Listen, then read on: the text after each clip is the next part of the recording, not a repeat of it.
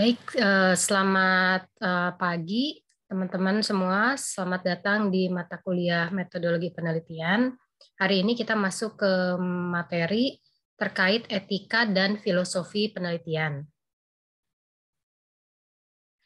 Nah, kita mulai dulu dengan etika penelitian. Apa sih itu etika penelitian? Nah, etika penelitian itu adalah segala sesuatu yang terkait dengan eh, pencegahan dari potensi pelanggaran etika dalam proses penelitian. Ya, di antaranya yang pertama adalah plagiasi. Pasti Anda semua sudah familiar ya dengan kata plagiasi. Nah, plagiasi itu termasuk apa saja sebetulnya? Ya, plagiasi yang paling sederhana itu adalah di antaranya copy paste ya. Jadi kalau misalnya Anda buat tugas, kemudian untuk mencari jawabannya Anda cari di Google misalnya ya, kemudian Anda nemu nih paragraf yang similar ya, misalnya dengan pertanyaan. Anda copy, Anda paste tanpa dirubah sama sekali, tanpa dibuat paraphrase. Nah, itu adalah plagiat ya. Ini adalah plagiat. Jadi dari sekarang dibiasakan ya untuk Anda terutama yang mau skripsi, Anda tidak boleh copy paste dari sumber apapun, baik dari jurnal, dari buku, dari skripsi orang apalagi ya, atau misalnya dari website, blog ya, WordPress misalnya, atau jenis sumber yang lain yang dari internet. Nah, untuk mendeteksi plagiasi sekarang ada aplikasinya ya. Dan salah satu yang digunakan oleh kampus kita itu adalah Turnitin ya. Jadi Turnitin itu adalah alat ya, software untuk mendeteksi similarity dari semua sumber yang ada di website. Jadi kalau Anda ngopi paste dari sumber yang ada di website, dari sumber apapun, itu akan terdetek oleh Turnitin karena dia mengambil dari seluruh bank data ya. Nah, kemudian etika selanjutnya pada saat Anda melakukan penelitian ya, Anda harus mendapatkan konsen ya. Konsen itu persetujuan dari narasumber Anda, dari responden atau dari partisipan. Baik itu misalnya wawancara tertulis atau direkam suara ataupun direkam video ya. Jadi Anda harus mendapatkan konsen.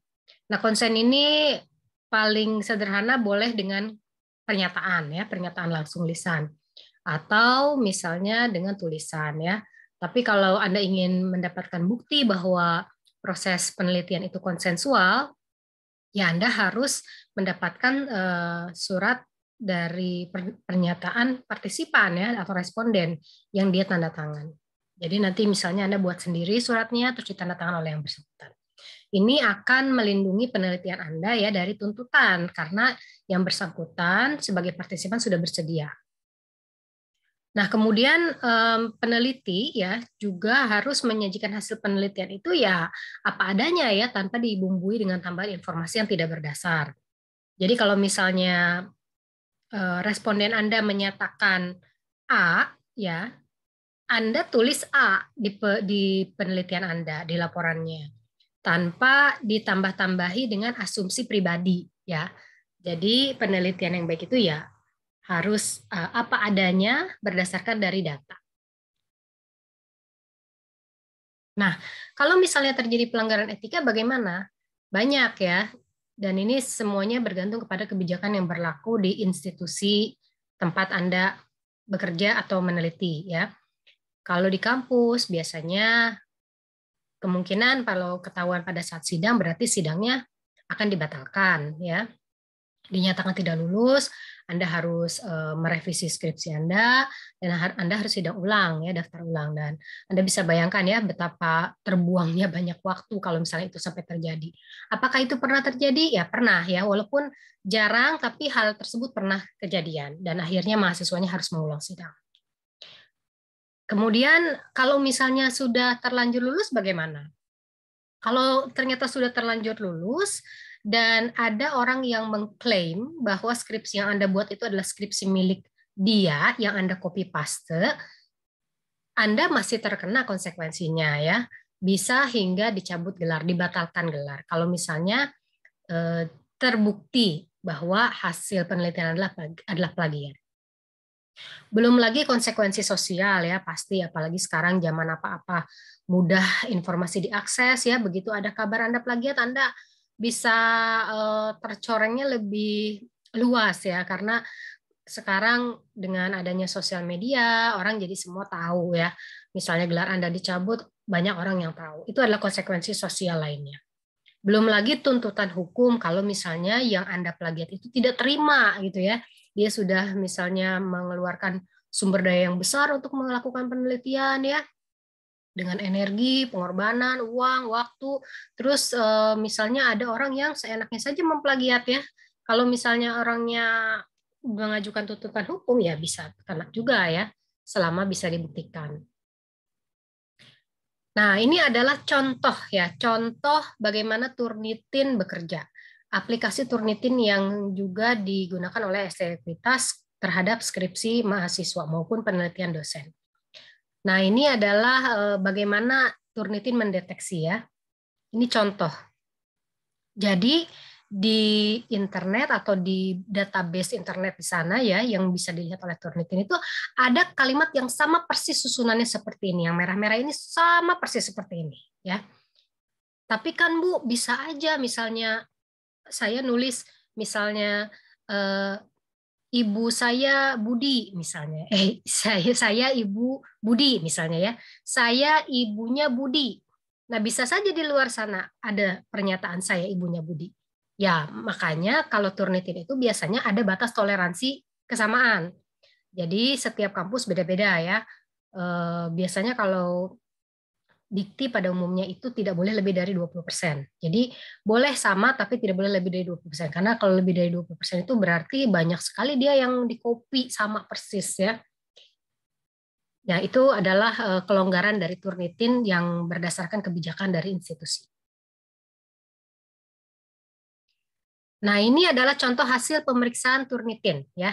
Anda bisa lihat ya di bagian atas ini adalah similarity index-nya 12%. Berarti total dari yang terdeteksi oleh Turnitin itu adalah 12%, di mana 11%-nya itu dari internet ya, kemudian 5%-nya itu dari publikasi ya, publikasinya ya misalnya jurnal atau buku, dan 4%-nya dari tugas mahasiswa yang diupload di internet. Ya, nah ini adalah contoh ya. Jadi hati-hati dengan perilaku copy paste. Kalau misalnya kampus pakai Turnitin, Anda pasti terdetek ya. Nah, apa sih biasanya yang dilakukan oleh mahasiswa skripsi yang berpotensi sebagai pelanggaran? Pertama, copy paste sudah jelas ya. Kemudian tidak mencantumkan sumber pada saat menulis skripsi. Jadi Anda nulis panjang lebar seolah-olah itu tuh pemikiran Anda, padahal Anda itu sebetulnya melihat dari buku. Nah, itu adalah pelanggaran juga dalam penulisan karya ilmiah. Jadi Anda harus mencantumkan sumber. Kemudian memalsukan data. Nah, ini yang paling berbahaya ya. Anda meng-create data. Kalau ketahuan itu adalah pelanggaran ya, dan bisa dibatalkan. Kemudian Anda tidak melakukan fair phrase ya, parafrase kalimat saat mengutip sumber. Walaupun Anda mencantumkan ya sumber, tapi Anda nggak boleh mengcopy paste. Jadi Anda harus melakukan parafrase dari kalimat yang Anda sadur, baik dari jurnal, buku, maupun apapun ya. Jadi Anda baca dulu, terus Anda ketik ulang, tidak di copy paste. Dan tetap Anda harus mencantumkan sumbernya.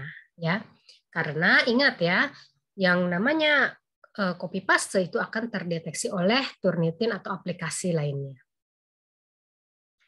Nah, sekarang kita masuk ke filosofi penelitian. Nah, seperti yang sudah saya paparkan di pertemuan sebelumnya, proses penelitian setiap peneliti itu biasanya melewati berbagai tahap ya. Tahap proses keputusan penelitian. Yang paling luarnya adalah filosofinya ya. Jadi filosofi penelitinya itu apa? Itu adalah bawang terluar. Ini diambil dari buku Saunders dan kawan-kawan ya.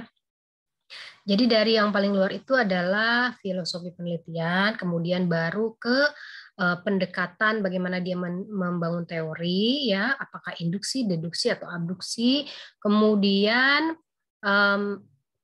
pendekatan metodologisnya, ya, apakah kuantitatif, kualitatif, monokuantitatif, ya, atau multi kualitatif ya, atau mono kualitatif, multi kualitatif, atau mixed method. Kemudian nanti ada strateginya di dalamnya masuk lagi. Apa yang Anda gunakan? Apakah Anda survei pakai kuesioner, atau eksperimen, atau studi arsip, ya, atau case study, etnografi, ya, atau penelitian tindakan, grounded theory, atau narasi. Dan dari waktunya juga, ya, apakah Anda itu cross-seksional atau longitudinal. Kemudian baru memutuskan untuk bagaimana Anda mengambil datanya dan melakukan analisis. Nah, pandangan sosial yang pertama itu adalah objektivisme versus subjektivisme, ya. Kalau objektivisme itu jelas ya. Jadi peneliti itu akan menganut pandangan yang bersifat faktual dari bukti-bukti kebenarannya, ya. Dan ini kebalikannya dari subjektif tentunya, ya. Jadi kalau misalnya peneliti objektif, biasanya ya cara pandangnya itu sama ya. Jadi objek yang diteliti itu biasanya dianggap memiliki kualitas dan kondisi yang sama.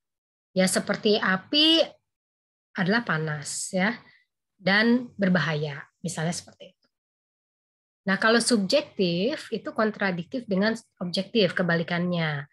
Jadi kalau misalnya subjektif, dia akan memaknai realitas sosial itu tidak terlepas dari persepsi dan konsekuensi dari tindakan aktor sosial yang terlibat.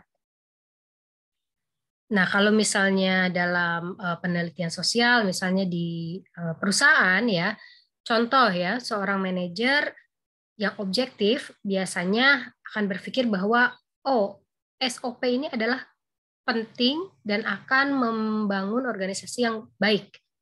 Meskipun demikian ya, dari aspek subjektif ya, dia akan memandang bahwa setiap individu itu akan berbeda dengan karakter yang unik masing-masing, sehingga cara mereka mengerjakan tugas juga akan berbeda.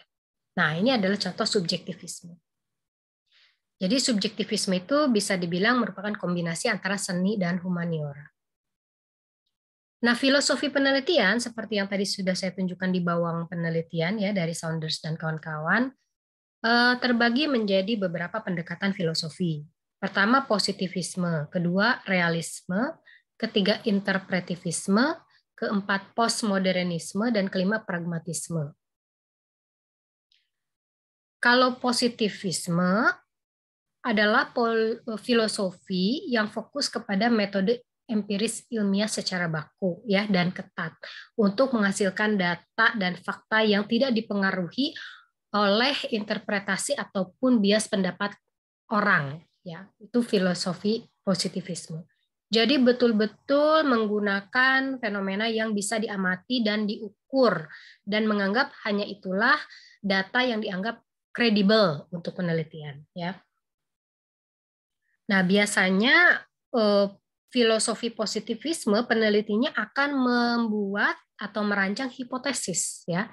Jadi kalau misalnya Anda mahasiswa menyusun skripsi dan sebelum memulai Anda akan membuat hipotesis terlebih dahulu, berarti filosofi yang Anda anut adalah positivisme.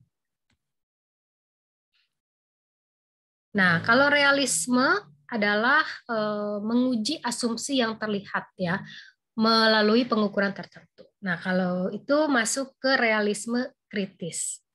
Meskipun demikian ada dua aspek ya dalam filosofi realisme.